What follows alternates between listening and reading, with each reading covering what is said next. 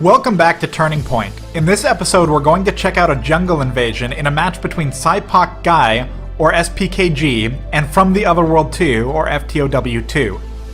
Let's set the stage. Lien has just failed at stealing the Red Lizard buff from FTOW2. Jarvan and Cho'Gath are now pursuing him. Coming up from the rear, Fizz will be joining Jarvan and Cho'Gath shortly. As Lien backs off, Jace is headed in from the top lane Tribush. And near SPKG's base, Gragas is working his way towards the mid lane. We're almost 16 minutes in. The score is 7-6 in favor of Saipak Guy, with a tower down and a slight gold advantage. This is a very close game where a single good team fight could easily place either team significantly in the lead. In the moment we're joining this fight, Lien is silenced, slowed, and backing away towards Jace. With a freshly placed acceleration gate, he can easily walk away from this fight. Instead, he is turning around to engage. Jace and Lien are not aware that Fizz is nearby, and this 2-on-2 matchup heavily favors them. This is because Jarvan is low on health and Cho'Gath has already used both his knockup and silence.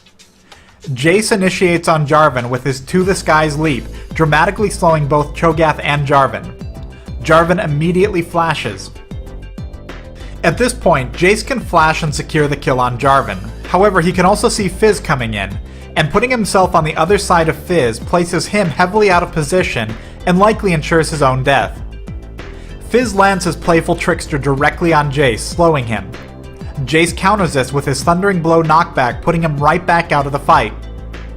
When activating Playful Trickster, Fizz also activated Seastone Trident, giving a 5-second window where his normal attacks deal significant bonus damage.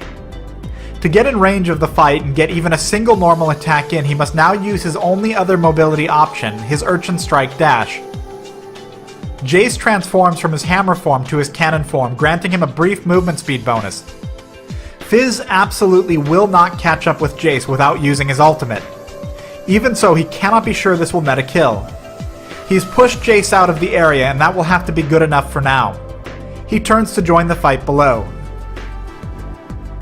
Cho'Gath has successfully landed a knockup on Lien.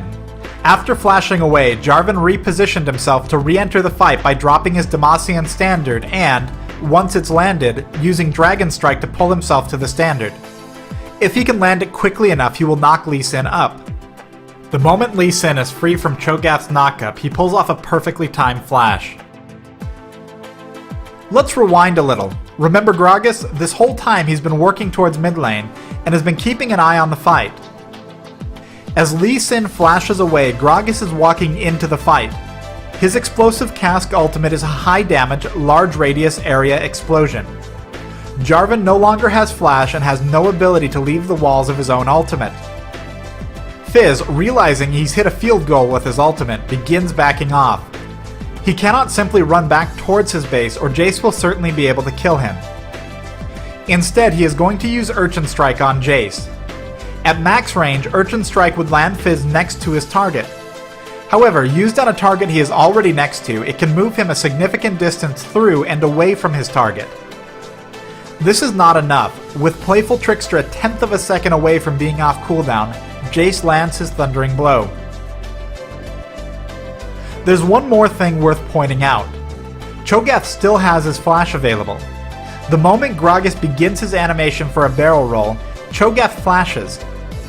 This flash allows Cho'Gath to escape.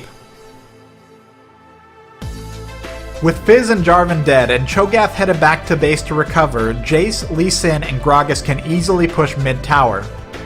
At the same time, Graves and Leona from FTOW2 make a risky play behind the first tower bottom lane.